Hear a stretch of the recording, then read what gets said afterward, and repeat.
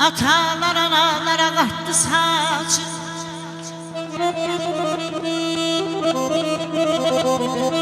belə yatalar analara qattı saçı, böydə böydə bizi qocaldı balam.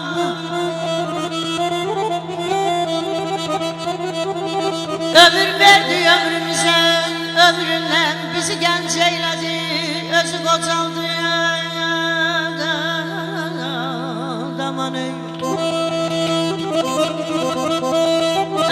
Çox yunuduldu balam dostun yanında,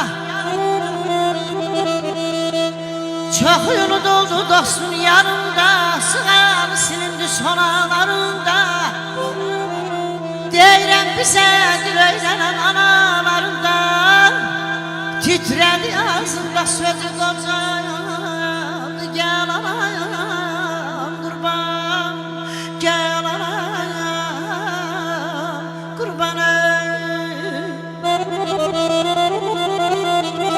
Zaman keçdi, vaxt ötüşdü, bilmədim. Bir də gördüm qocalmışam adın-ya. Qara saça vaxtından tirdən düşdü, gərdişinə kənc qalmışam adın-ya. Elə bilmə xəbərim yox bilmirəm, elə bilmə etdiyini görmürəm. Düşünmə ki, mən səni çox sevmirəm, səni sözlə yaşatmışam adın-ya. Səni sözlə yaşatmışam adın-ya. Sağ ol ihtiyar. Allah ağsaqqallarımıza, alçəklərimizə can sağlığı versin. Ömür versin, nəvə nəticə toy görsünlər inşallah.